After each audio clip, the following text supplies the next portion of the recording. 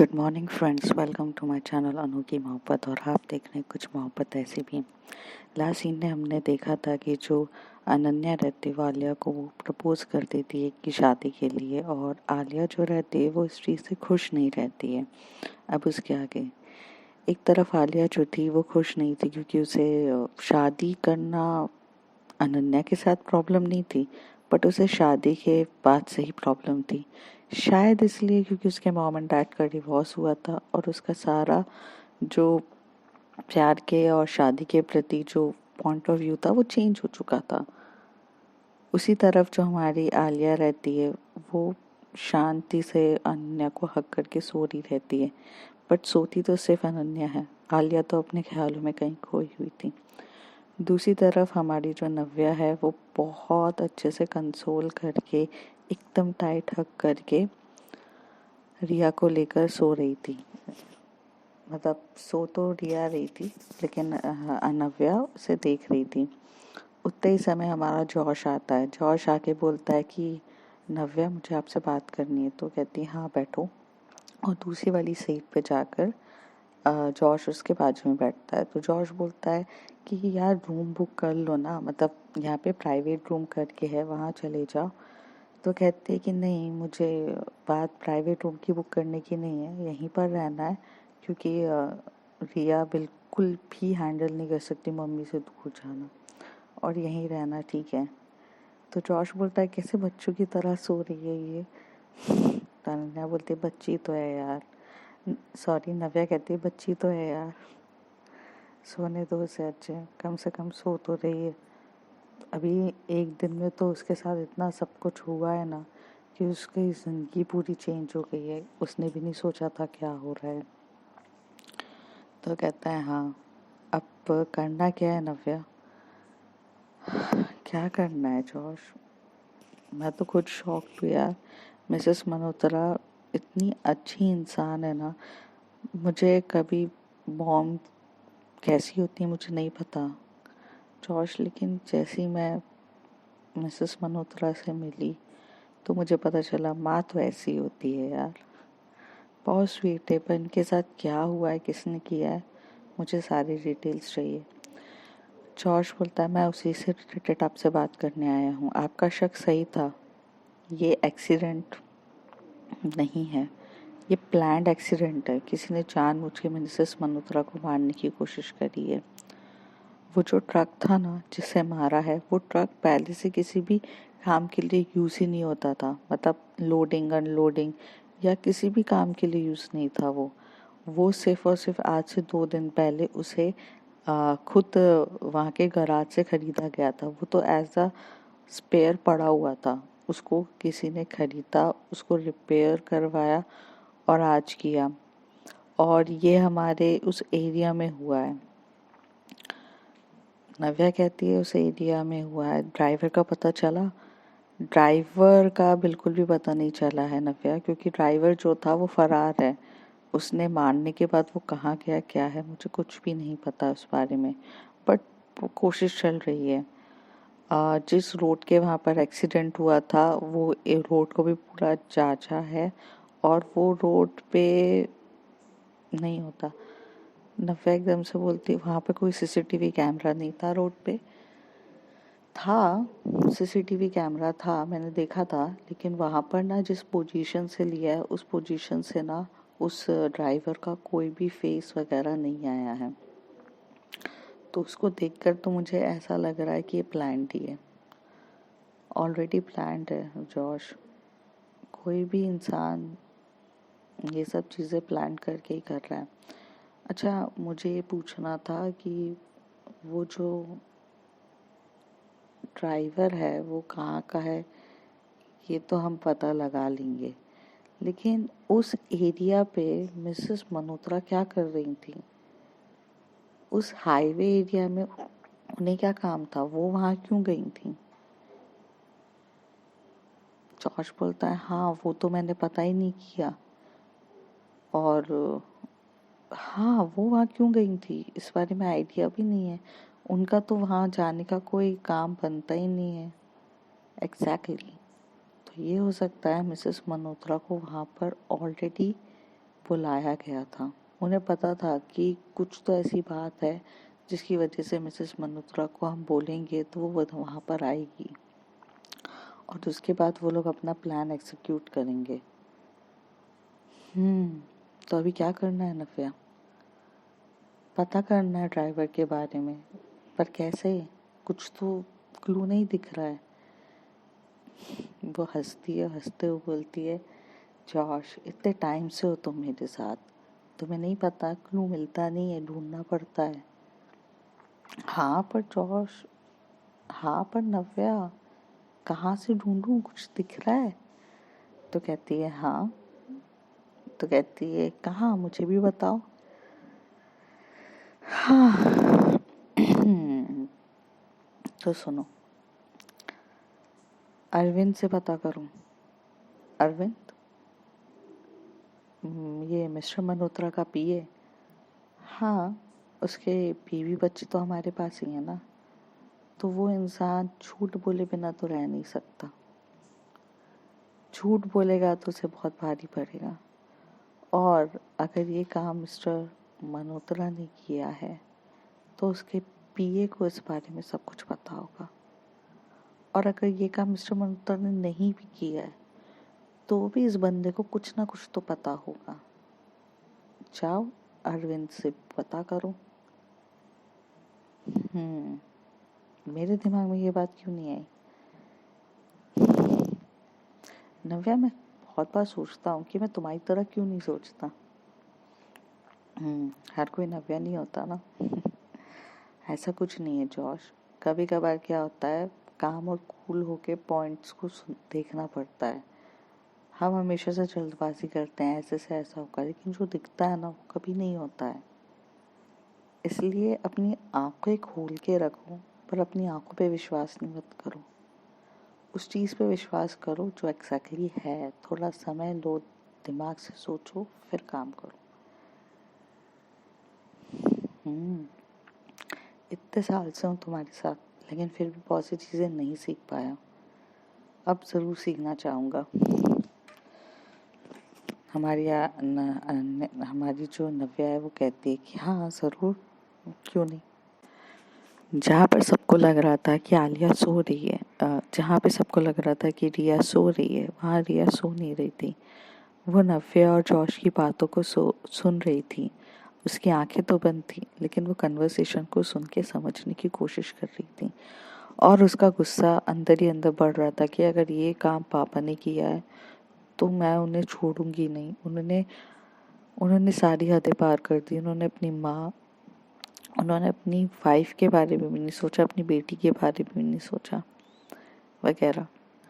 उतनी देर में हमारी जो रिया होती है वो रिएक्ट करती है, जैसे कि वो उठ रही है तो नव्या कहती है कि, तो जॉर्ज समझ जाता है आंखों आंखों से कि अब उसको जाना चाहिए, तो वहाँ से चला जाता है। तो रिया उठती है और उठ के बोलती है नव्या। तो नव्या बोलती है हाँ, मुझे भूख लगी है। नव्या हंसती बोलती है हाँ ठीक है, आपको क्या खाना है आप बताओ। पर आपने कुछ खाया? नहीं, मैंने कुछ नहीं खाया है, बट आप बोलो क्या खाना है। कैंटीन चले?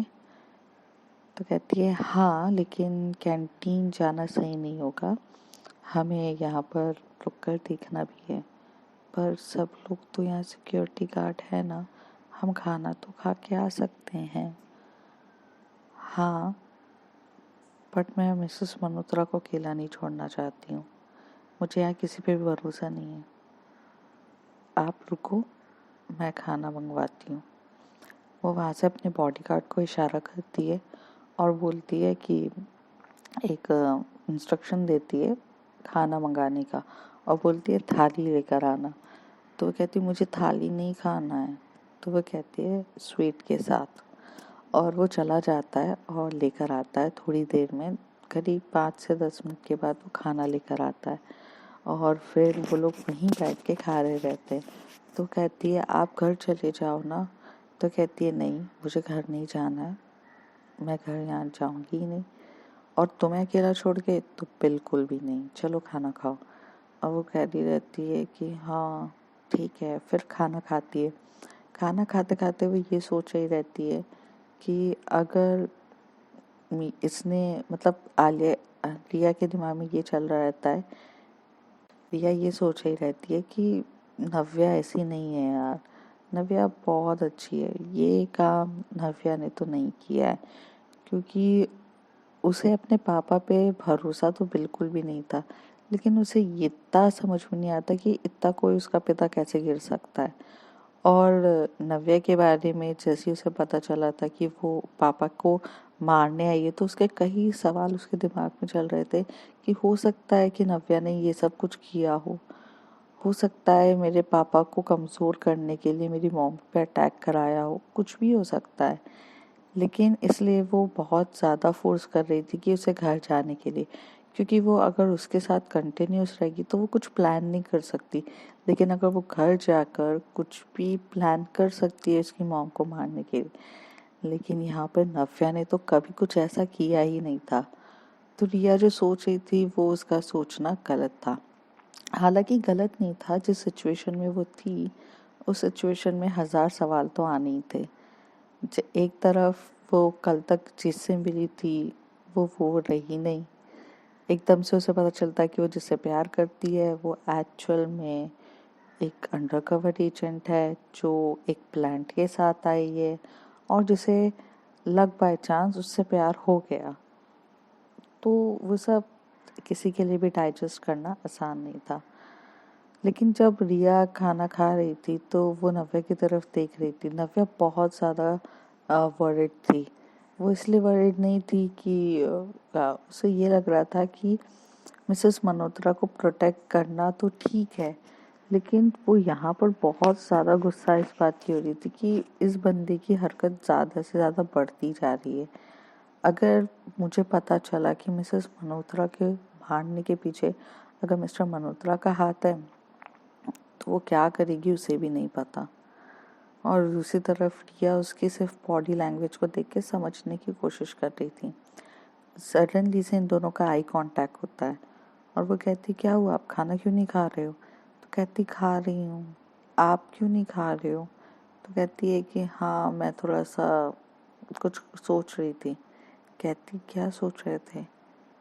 यही कि मैं तुम्हारी हमारी मम्मी वहाँ करने क्या गई हैं।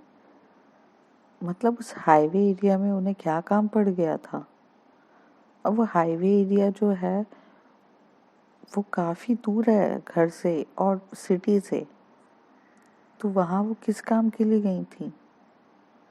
थोड़ी देर तक रिया भी ये सोचती कि हाँ उसने तो इस बारे में सोचा ही नहीं कि मम्मी उधर क्यों गई थी और क्या वजह थी।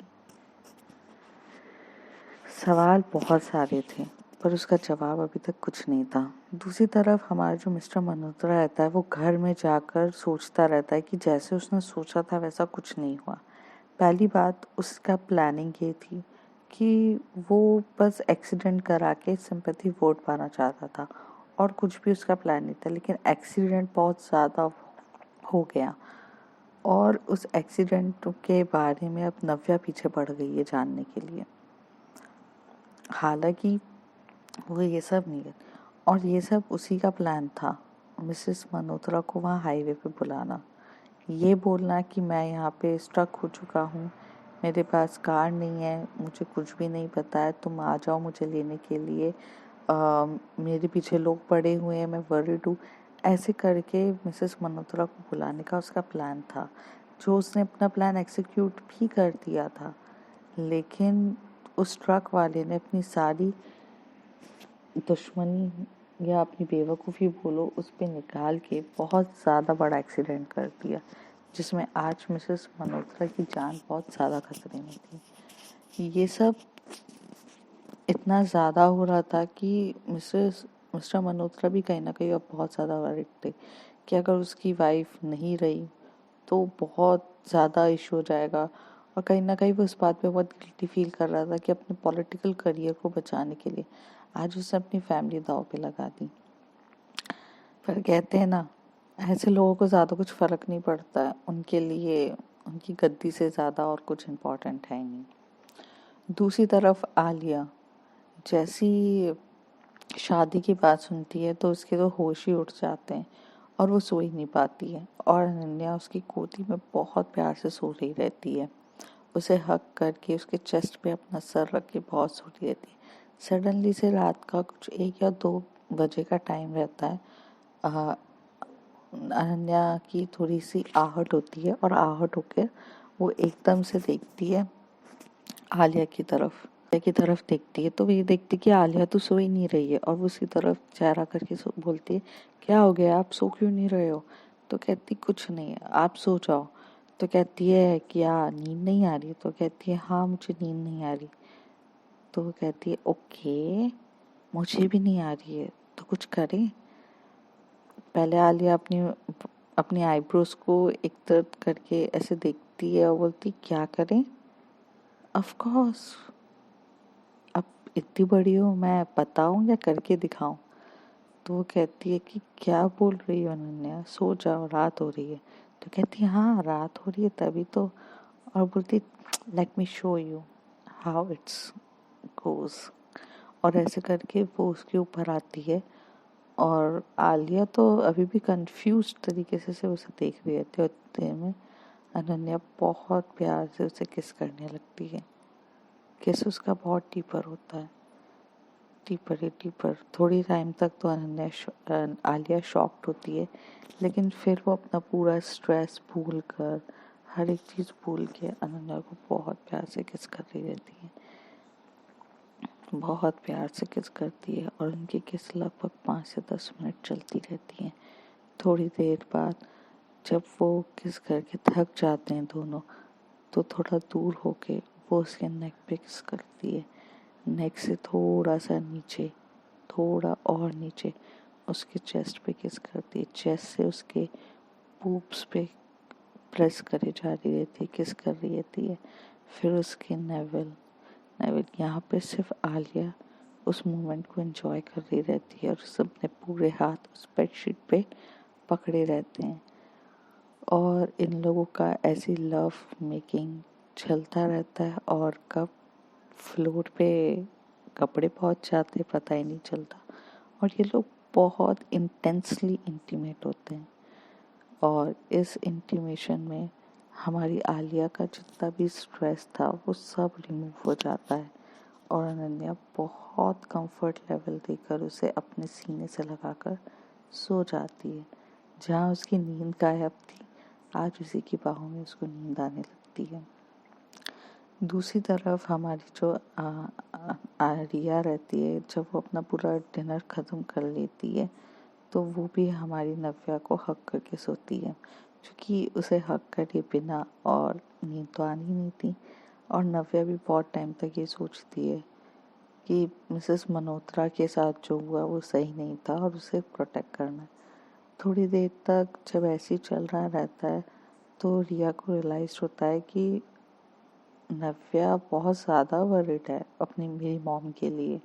और ये बात देख के उसके मन में ना उसके लिए बहुत ज़्यादा फीलिंग्स आने लगती है और वो खुद नींद में ही सही पर उसे किस करने लगती है। नव्या जब उसे देखती है तो उसे समझ में आ जाता है कि रिया नींद में है और वो भी उसे किस बैक करके उसे टाइटली हग करती है। और ये लोग जो काउच में बैठे रहते हैं तो बहुत अच्छे से ये लोग काउच में ही थोड़ा कंफर्टेबल होके सो जाते हैं। लेकिन वो रूम बुक नहीं करते क्योंकि नव्या 1 मिनट भी वो वहाँ से दूर जाना ही नहीं चाहती थी।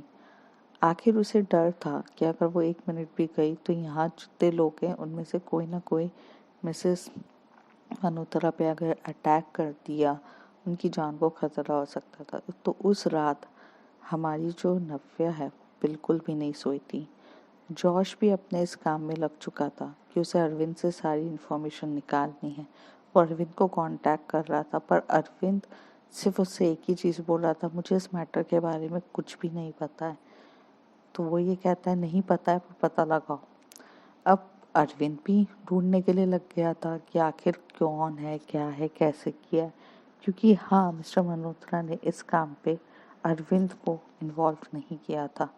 तो आगे देखते हैं क्या होता है इस कहानी में। अगर आपको मेरी स्टोरी पसंद आती है तो like share subscribe and please subscribe. Thank you.